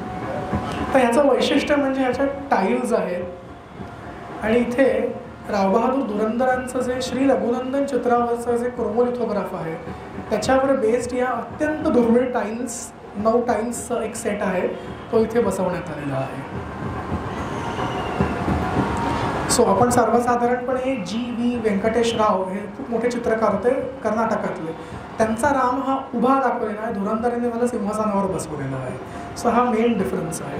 आपण अनेकदा म्हणतो रवी वर्माचं चित्र आहे, रवी वर्माचे प्रिंट आहेत, तसं नाही आहे. रवी वर्मा 1906 साली गेला, त्याच्यानंतर भरपूर चित्रकार आले आणि त्यांनी रवी वर्मा प्रेसमधनंही लिथोग्राफ छापलेली आहेत. सो सगळे चित्र काही रवी वर्माने केलेली नाही आहे. त्यानंतर नानी निवास, हे खूपच सुंदर कौलारू घर आपण बघू शकतो इथे, ज्याला स्टेन ग्लासेस आहेत किंवा कलर्ड ग्लासेस आहेत. एक छोटीशी बाल्कनी आहे. कलोनियल पिरियडमधलं जे आर्किटेक्चर आहे ते आपल्याला सुरुवातीच्या काळात बघायला मिळतं.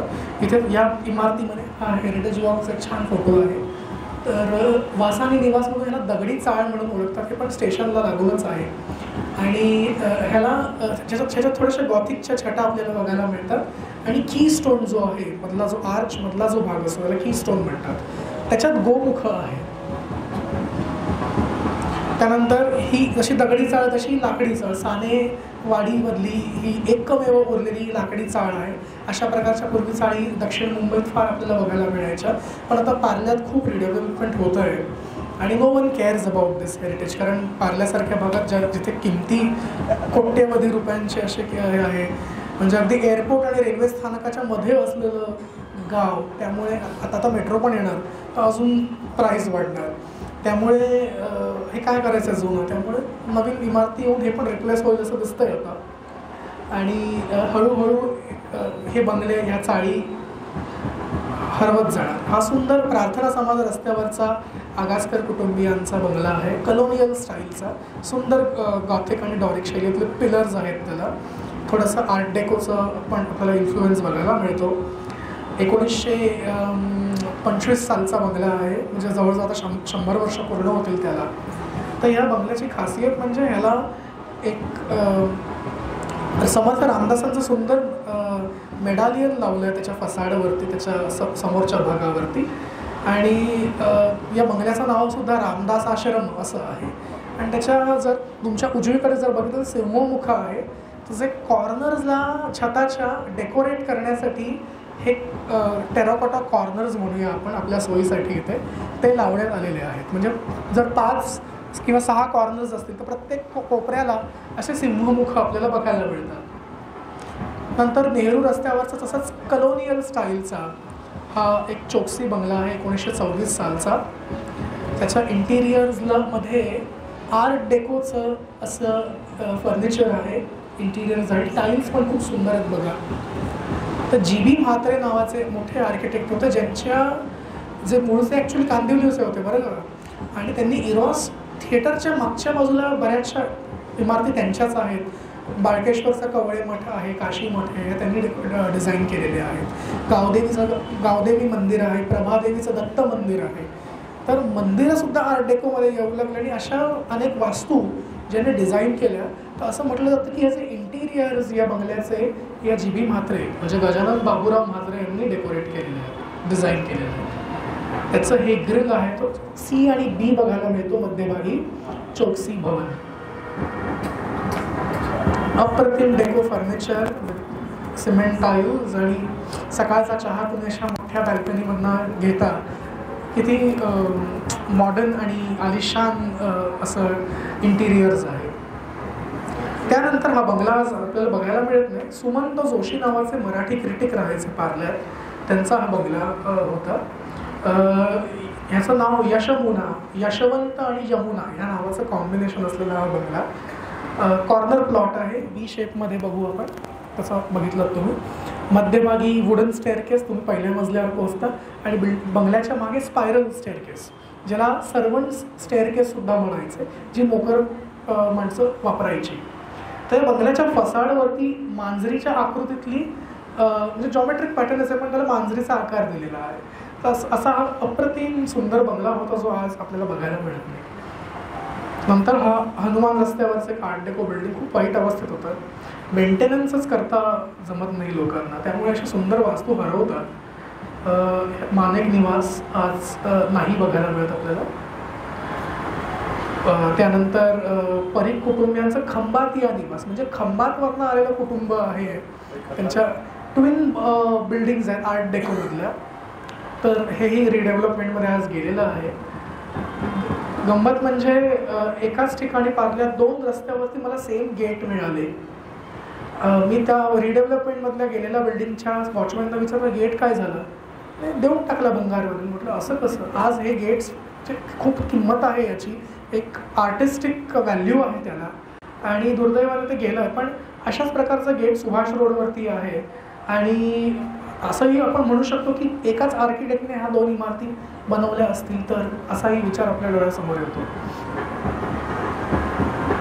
रुईया स्कूल आहे, त्याच्यामध्ये मध्यभागी जर वर बघायला चैत्याचा आर्चचं एक मोटिफ आहे.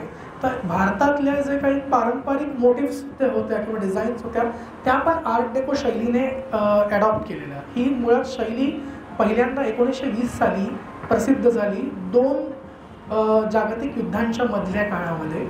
फ्रान्समध्ये, पॅरिसमध्ये प्रसिद्ध झाली आणि हळूहळू ती युनिव्हर्सल झाली, वैश्विक झाली आणि मॉडर्निझमचं एक प्रतीक म्हणून समजलं जायचं. जशी जशी ती भारतात आली तशा तशा भारतातले काही सिम्बल्स, काही चिन्हसुद्धा त्यांनी आत्मसात केलं. तर तशाच या रुईया शाळेचा गेट आणि नेहरू रस्त्यावरचं एक गेट, तर इतकं सुंदर पॅटर्न आहे. हे बनवायला इतके कष्ट लागतात पण लोकांना आज त्याची व्हॅल्यू नाही आहे. मला वाटतं व्याख्यानाच्या माध्यमातून आपल्याला असे हे पॅटर्न्स, डिझाईन्स लक्षात राहतील. आपण थोडंसं कम्पेअर करू शकू आणि ज्या गोष्टीची व्हॅल्यू आहे त्या गोष्टी भले 100 वर्ष नसतील पण त्याला आर्ट व्हॅल्यू आहे, आर्किटेक्चरल व्हॅल्यू आहे, म्हणून आपण सांभाळून ठेवू, पुढच्या व्यक्तीकडे जनरेशनकडे पास ऑन करू. हे करणं गरजेचं आहे आणि आपण ते करावं.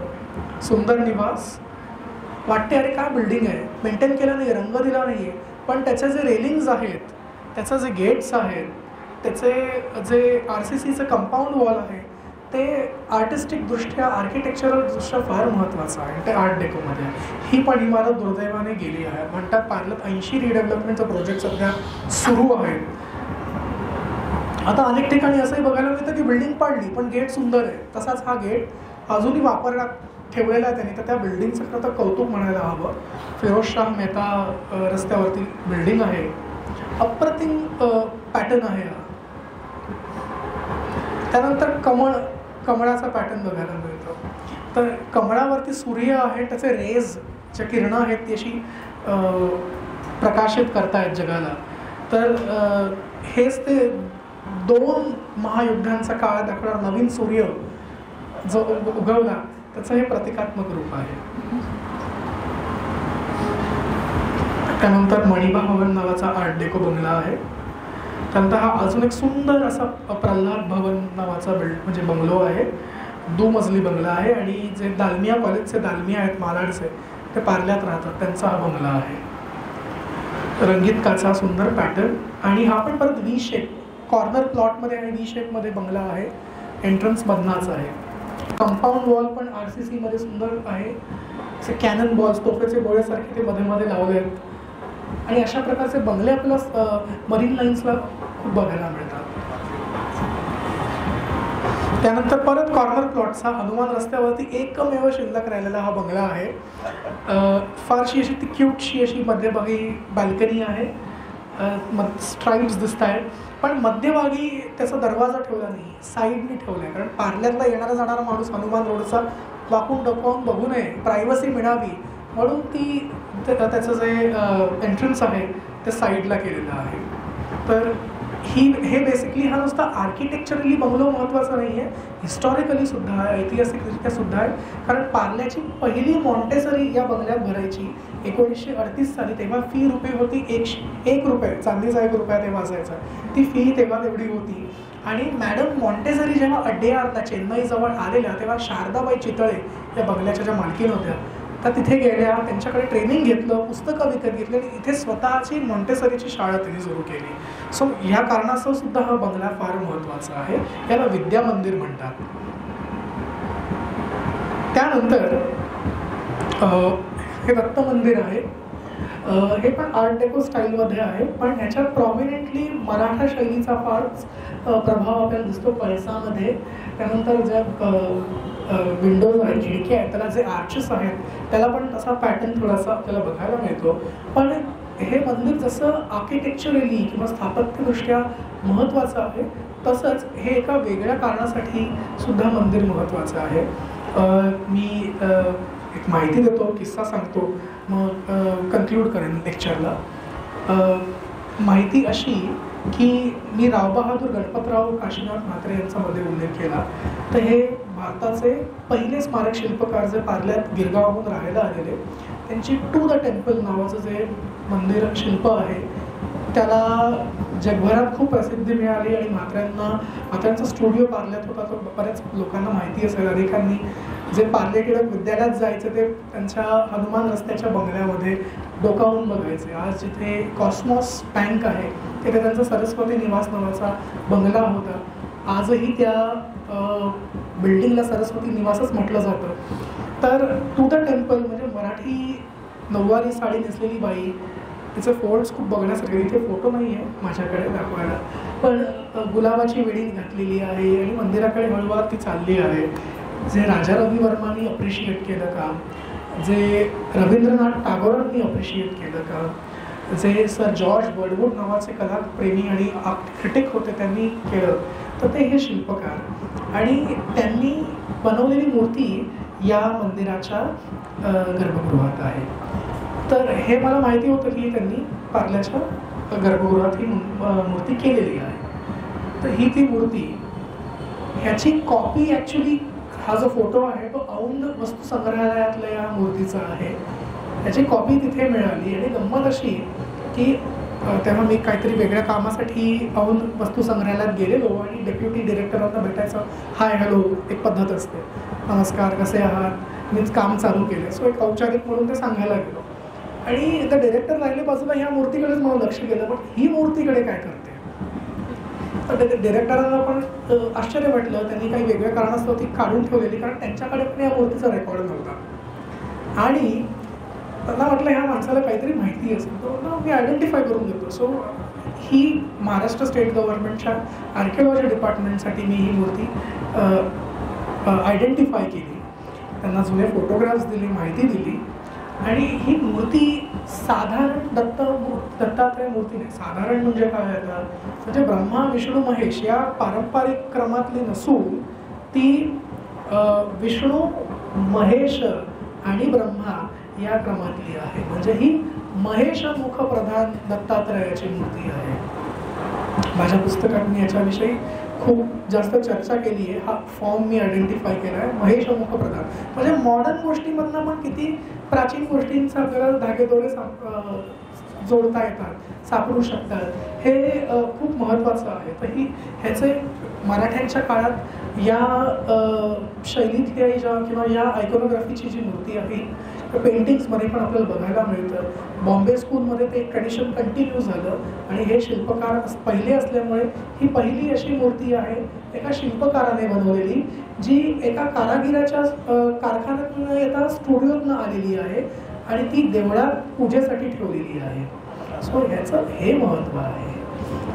आणि आयकोनोग्राफिकली स्पीकिंग तर त्याचं जे मधलं मुख आहे महेशाचं, त्याच्या जटामध्ये गंगा आपल्याला डोकावताना दिसते. गळ्यामध्ये मध्यभागी सुंदर तो साप बघायला मिळतो आणि ती छान पोझिशन आहे हातात अशी त्रिशूळ धरण्याची. त्याचं पोस्टर आहे त्रिवंग अवस्थेतलं आणि हातात त्रिशूळ असं पुढे धरले. रवी वर्माचा दत्तात्रय वेगळा आहे, तो विष्णुमुख प्रधान दत्तात्रय आहे आणि म्हात्र्यांचा जो दत्तात्रय आहे तो शिवमुख प्रधान आहे किंवा महेशमुख प्रधान आहे आपण असं म्हणूया. तर गंमत अशी, गिरगावच्या आपल्या स्टुडिओमध्ये गणपतरावांनी एक विष्णुमुख प्रधान दत्तात्रय मूर्ती, त्या काळाचे फेमस कॉन्ट्रॅक्टर होते सायण्णा, विठ्ठल सायण्णा, त्यांच्यासाठी ठाण्याच्या मंदिरात बसवायला बनवली होती. पण दुर्दैवाने म्हात्र्यांकडनं त्यांना ती पैसे देऊनच विकत घ्यायची होती. म्हात्र्यांना पैसे नको होते. देवमूर्तीचे मी काय पैसे घेणार नाही, तुम्ही मूर्ती घेऊन जा, फार फार तर ₹1.25 आणि नारळ सुपारी जे काय असेल ते ठेवून जा. ते देवभोळे होते. तर त्यांनी शेवटपर्यंत पैसे घेतले नाही आणि यांनी शेवटपर्यंत मूर्ती घेतली नाही. ती मूर्ती पडून राहिली त्यांच्या स्टुडिओमध्ये. आणि असंच एक सुंदर दत्ताचं मंदिर हे केडगावच्या नारायण महाराजांनी पुण्याजवळ उभारलं होतं आणि ते दत्ताच्या मूर्तीसाठी शोध घेत होते. तर नारायण महाराजांचे जे शिष्य होते ते फोटोग्राफर होते दिघे म्हणून, तर ते म्हात्र्यांचे मित्र होते आणि ते म्हणाले शिल्पकार असल्यामुळे चौकशी करायला आले, मूर्ती कोणाकडे मिळेल, तुझ्याकडे आहे का वगैरे. त्यांनी सांगितलं हो आहे, महाराजांना आपण दाखवूया. त्यांना स्टुडिओमध्ये त्यांनी यायचं आमंत्रण दिलं. महाराजांनी मूर्ती पाहिली आणि मग मूर्तीकडे पाहून त्यांना ते आवडली मूर्ती, पण त्यांनी म्हटलं की मला हा क्रम नको आहे, मला महेशमुख प्रधान मूर्तीचा क्रम आहे. तर त्यांचे जे शिष्य आहेत ज्यांनी याविषयी पुस्तक लिहिलं आहे, तर त्यांनी शिष्य परिवारातल्या व्यक्तीने, लेखकाने असं म्हटलं की बहुतेक त्यांच्याकडे शिवाची, शंकराची पूजेची ट्रेडिशन, परंपरा असावी म्हणून ते शिवमुख मध्ये ठेवलं असावं. आणि अशा प्रकारे हे महेशमुख प्रधानाचं जी मूर्ती आहे तयार झाली आणि म्हात्र्यांना पैसे शेवटपर्यंत दिले बरं का. 1600 रुपयाला ही मूर्ती विकत घेतली आणि ती आज केडगावला बघायला मिळते. आणि ही जी कॉपी आहे ही साताऱ्यातल्या कुठल्या तरी मंदिरात होती, फार वाईट पद्धतीने पेंट केलेली आहे, पण त्यातली तर बरी आहे, म्हणजे वियर्ड कॉम्बिनेशन नाही आहे पेंटिंगचं, म्हणजे पिंकच म्हणा किंवा जांभळाचं म्हणा असं नाही आहे. पण ही मूर्ती औंध म्युझियममध्ये आली आणि ह्याचं रेकॉर्ड रजिस्ट्रेशन काहीच केलं नव्हतं. ही मूर्ती कोणी बनवली आणि 1913 सालनंतरचीच एक कॉपी आहे ही, हे आपण ठामपणे सांगू शकतो बरं का. दुसरं महत्त्वाचं, पार्ल्याच्या दत्त मंदिरात ह्याची कॉपी आहे असं म्हटलं, तशीच त्याची ब्रॉन्झ कॉपी पार्लेश्वर मंदिरात आहे आणि एक संत मंदिर म्हणून जोगेश्वरीला आहे. संत मंदिरच म्हणतात मला वाटतं टाकी महाराजांचं, त्यांच्या गर्भगृहात पण याच मूर्तीची कॉपी आहे. मग ह्या मूर्तीचं ट्रेडिशन आहे का, या फॉलोअर्स आहेत का, ह्याच्याविषयी माहिती आज उपलब्ध नाही. पण तुम्ही जर दाभोळकरांचं मंदिर बघितलं, तिथे काय गणपतरावांचं शिल्प नाही आहे, तर ती महेशमुख प्रधान दत्तात्रय मूर्तीचं आहे. भारतीय विद्याभवनच्या मागचं जे सुंदर मंदिर आहे त्याच्यात, जे वर्षातनं एकदाच उघडतं दत्त जयंतीला, आता दत्त जयंती येतेच आहे. नक्की ती मूर्ती आणि त्याचं स्वरूप पाहायला आपण जरूर जा. आणि टू कन्क्लूड दिस लेक्चर, आपण पार्ल्यातलं डेव्हलपमेंट कसं झालं हे पाहिलं की बेसिकली नागरीकरण जे आहे ते पोर्तुगीजांच्या नंतरच्या काळात, पोर्तुगीजांना काय पडलीच नव्हती म्हणा, पण ब्रिटिशांच्या काळात टाउन प्लॅनिंग स्कीम्स झाल्या, रस्ते बांधले गेले आणि एक बेसिक सुविधा जी कुठल्याही उपनगराला मिळायला हवी, शहराला मिळायला हवी, ती इंग्रजांच्या काळात आपल्याला मिळाली. काही गोष्टी वाईट केल्या, काही गोष्टी चांगल्या केल्या. जसं आपण काही गोष्टींसाठी लोकांना शिवाय घालतो तसं चांगल्या गोष्टी पण आपण अप्रिशिएट केल्या पाहिजे. हा एक इतिहास आपल्याला मेसेज देतो. तर हे चांगलं एक काम केलेलं आहे त्यांनी आणि त्याचा लोकांना भरपूर फायदा झाला. आणि हळूहळू जे भातशेतीचे जे मळे होते किंवा फील्ड्स होते, शेतं होती, ती नाहीशी झाली आणि त्याच्या जागी बिल्डिंग्स आणि प्लॉट्स आले. म्हणजे जे गावठण होतं, जे मेन गाव होतं आणि त्याच्या बाजूला असणारी शेतीची जमीन होती जी ईस्ट इंडियन कम्युनिटीची जास्त होती, बिस्किटास, डिसुसास वगैरे वगैरे, तिथे हळूहळू नवीन पार्ले आलं. त्याला मी extension of new Vile Parle किंवा ओल्ड विले पार्ले असं म्हणतो, जिथे आज बरेचसे मराठी भाषिक किंवा नवीन लोक राहतात. आणि चुकून हल्ली ते नवा पाडा म्हणून गुगल मॅपवरती दिसतं, बहुतेक तो नवा पाडा म्हणजे तोच भाग आहे. आणि अशा प्रकारे विलेपार्ल्याचं काय म्हणू एक विस्तार झाला आणि शेती सोडून भरपूर वेगवेगळे व्यवसाय सुरू झाले, मंदिरं आली, शाळा आल्या, टिळकांच्या स्वराज्य चळवळीशी संबंधित संस्था उभ्या राहिल्या आणि अनेक पार्लेकर या संस्थांच्या मार्फत मोठे झाले आहेत. म्हणजे लहानपणी एज्युकेशन शिक्षण आणि नंतर रिटायरमेंट झाल्यावर किंवा बालपणात सुद्धा जे संस्कार मिळाले आहेत ते लोकमान्य सेवा संघाचे संस्कार मिळाले.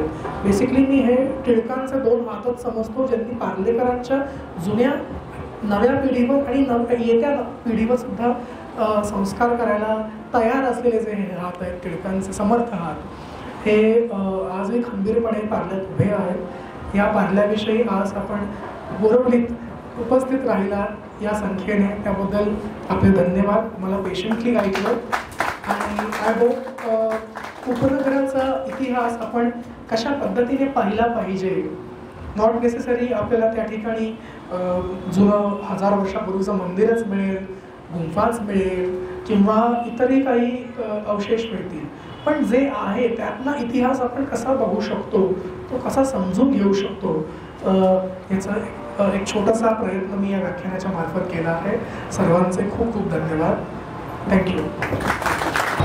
मला असं वाटतं की जे जे पार्लेकर किंवा पार्ल्याशी कोणाचा संबंध असेल तर त्या प्रत्येकाला अगदी आपण जिथे जिथे लहानचे मोठे झालो ते कधी काळी कसं होतं संदीपजींनी फार अप्रतिमरित्या ते बोलक्या पद्धतीने आणि सगळ्यात मूळ म्हणजे हा इतिहास सांगताना त्यांनी सगळी कागद, सगळे फोटो, सगळ्या गोष्टी या आपल्या डोळ्यासमोर ठेवून त्या समजावून दिल्या. म्हणजे गप्पा या होत्या, पण या गप्पांमध्ये आपल्याला दर्शन होतं पार्ल्याचं चित्ररूप कागदाच्या मार्फत. त्यामुळे एक चांगला अभ्यास पार्ल्याचा आपल्याला या निमित्ताने मिळाला. अर्थात हा व्हिडिओ आपण युट्यूबवर ठेवतो, त्यामुळे अनेकांना पुन्हा नंतर त्याचा लाभ घेता येतो. त्यामुळे पार्लं कसं होतं आणि ते कसं घडत गेलं ब्रिटिश काळाच्या नंतरचं प्रामुख्याने होतं, पण आत्तापर्यंत आत्ता सुद्धा काही काही हातातून कसं निसटणार आहे आणि ते नाईलाजाने आपल्याला स्वीकारायला लागणार आहे. त्यामुळे हा नंतर अजून 200 वर्षानंतर संदीपजींनी आता जे जे ऐकवलं ते सगळं 200 वर्षानंतर अधिक महत्वाचं होणार आहे, कारण यातलं काहीच उरणार नाही. महत्वाची गोष्ट माझं ऑब्झर्वेशन आहे, साऊथ मुंबईमध्ये काय केलेलं मी सांगतो आणि हा प्रकार इथे रेप्लिकेट करायला हरकत नाही. उपनगरामध्ये तो असा की तिथे काही बिल्डिंग्स आहेत त्या हेरिटेज लिस्टमध्ये आहेत, प्रोटेक्टेड आहेत, काही गव्हर्नमेंटच्या मालकीच्या आहेत आणि तिथे बँकांच्या शाखा आहेत किंवा रेस्टॉरंट्स आहेत किंवा अशा गोष्टी.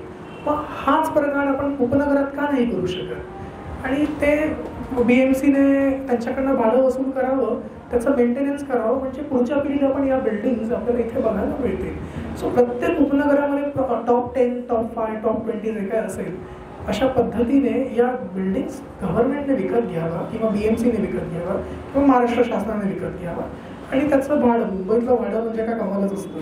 त्यामुळे हेरिटेज स्ट्रक्चरमधलं जे परत अजून रेव्हेन्यू जनरेट होणार आहे भाड्याच्या रूपात ते गव्हर्नमेंटलाच त्याचा उपभोग घेता येईल किंवा मेंटेनन्सला होईल. तर अशा प्रकारची जर आपण आयडिया करू शकलो आणि इथे हा प्रकार राबवू शकलो तर it will be really very helpful. आणि बोरिवलीमधले कुठले असं आहे म्हणजे it will be a prestigious thing की आमची हेड शाखा उपनगराची बँकेची या जुन्या बंगल्यात आहे किंवा या हेरिटेज वास्तूमध्ये आहे किंवा आमची कोणतं पोलीस स्टेशन इथे आहे. सो बँड्रामध्ये असा प्रकार होतो तिथे कॅफेज ते कन्वर्ट करतात, घरांचं जुने घरांचं कॅफेज करतात. सो त्याचा एक वेगळा ॲम्बियन्स असतो. अरे मस्त आहे ना, आपण इथे बसून खातोय, चहा पितोय, कॉफी पितोय, मित्रमैत्रिणींवर फोटो काढतोय. सो हा ॲम्बियन्स शेवटपर्यंत पुढच्या पिढीला मिळेल. एक तर ॲटमॉस्फिअर नाही तसं जो जुना टच आहे ज्यासाठी मुंबई ओळखली जाते. सगळी जर गॉथिक आर्किटेक्चर आर्ट डेको काढून टाकलं तर मुंबईचा मुंबईपणाच निघून जाईल. तर तसा उपनगराचा जो आत्मा आहे, जो सोल आहे, तो पण राखण्यासाठी हा उपाय करणं आवश्यक आहे आणि आय डोंट नो पुढे तुमच्या समितीने तो करावा. होतो की भारतीय इतिहास संकलन समिती कोकण प्रांत अनेक वेगवेगळ्या विषयावरती आपण काम करणार आहोत. समाजामधल्या इतिहासाला कसं शिल्लक ठेवता येईल, वाढवता कसं येईल, प्रचार कसा येईल. आता संदीपजींनी सांगितलं की आपल्याला मुंबईतल्या जर हेरिटेज इमारती आपल्याला सांभाळता येत असतील कायद्यानुसार, तर मग उपनगरातल्या जी खरं तर साष्टी मूळ मुंबईनंतर, पण मुंबईमधल्या जर ब्रिटिशचं असेल तर साष्टीमधल्या सुद्धा अनेक वास्तू, अनेक ज्या ऐतिहासिक म्हणून घडल्या जातील अशा सिलेक्ट करून त्याचा हेरिटेजमध्ये निर्माण करून त्याचा विविध प्रकारे सरकारी पातळीवरती वापर करता यावा किंवा ते टिकवल्या जाव्या याच्यासाठी सरकारी प्रयत्न व्हायला हवेत. खूप चांगली सजेशन आहे. आणि भारतीय इतिहास संकलन समिती या निमित्ताने आमच्या ज्या कॉन्टॅक्टमधल्या संपर्कामधले जे काही शासकीय प्रतिनिधी आहेत त्यांच्यापर्यंत हा विषय नक्की घेऊ.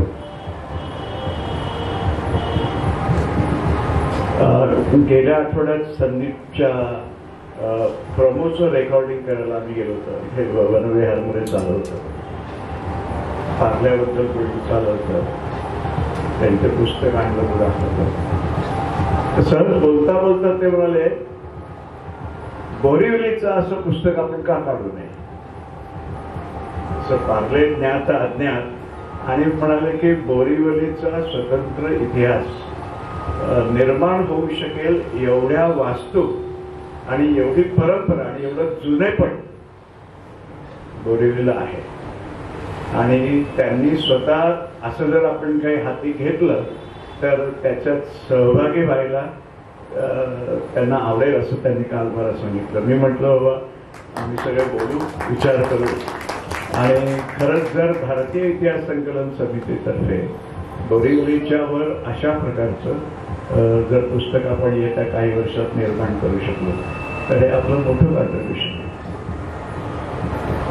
नक्की साष्टीच्या गोष्टीमध्ये आपल्याला बोरिवलीच्या कान्हेरी गुंफांबद्दल स्वतः सूरजजींनी सांगितलं. त्यामुळे तिथपासून इतक्या प्राचीन पासून मध्ये मी शिलाहारांचं ज्यावेळेला पुष्प मी स्वतः गुंतलं त्यावेळेला बोरिवलीतलं सांगितलेलं आहे. त्यामुळे बोरिवलीचा इतिहास घेऊ. आणि संदीपजी मला वाटतं आत्तापर्यंत नंतरच्या काळात सुद्धा ब्रिटिश आल्यानंतर सुद्धा बोरिवलीत काय काय घडलं ते अगदी आत्तापर्यंत काळात येतील. एक वेगळ्या रीतीने आपल्याला बोरिवलीचा लिहू. चांगली संकल्पना इतिहास संकलन समिती नक्की घेईल. आभार प्रदर्शनासाठी, कारण 7:30ला आपण कार्यक्रम संपवूया. आता आपण एक तुम्हाला मी सांगतो की नवीन वेळ आपण थोडी वेगळी केली आहे. आपण 5:30 ते 7:30 अशी वेळ केली आहे. आपण वक्त्यांना सुद्धा आपण सांगतो की शक्यतो त्यांनी 7:30 पर्यंत राहावं. आणि त्यामुळे वेळेत आपल्याला काही लोकांना 8-8:30 पर्यंत जेवायचं असतं. त्यामुळे आपल्याला ही आपण वेगळी वेळ केली आहे. तुम्ही ती या बदललेल्या वेळेचं सुद्धा बाहेर ठेवा. ओके. आभार प्रदर्शनासाठी मी आमंत्रित करतो ललित पवार यांना. 1 महिन्याच्या ब्रेक नंतर आपण सगळे इकडे आला. भारतीय इतिहास संकलन समिती आणि बोरिवली सांस्कृतिक केंद्र दोघांतर्फे आपले खरं तर आभार. त्यानंतर आज आल्यानंतर ही गुड न्यूज मिळाली की आपण 22-23 एक वेगळा प्रयोग इतर बघितलेला नाही, पण आपण पण सोयीने येऊन बघावा. त्यानिमित्त पद्मश्री राम मॅडम आणि अनिलजी नाडावे यांचं पण खूप खूप आभार. खरं तरी औपचारिक होते, पण आमचा कट्टा असंच आहे की तुम्ही आलात तर पुढच्या वेळेस तुम्ही बघायला. आणि हा कट्टा आता आज 13वी गोष्ट आहे. जवळजवळ वर्ष झालेलं आहे आणि अजून जास्त.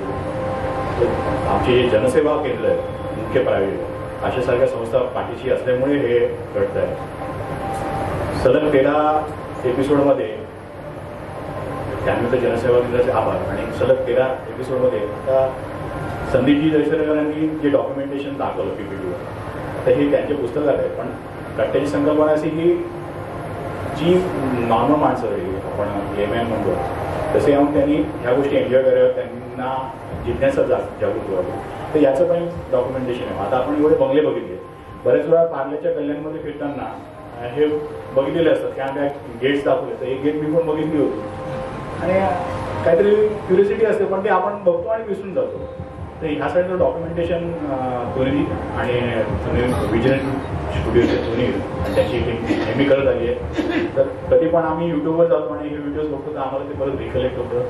कधी आता जसा एक हा उपक्रम सांगितला गेला की आपण बोरिवली न्यासारखं पण एक कॉफी टेबल ग्रुप किंवा तत्सम काही करू शकतो.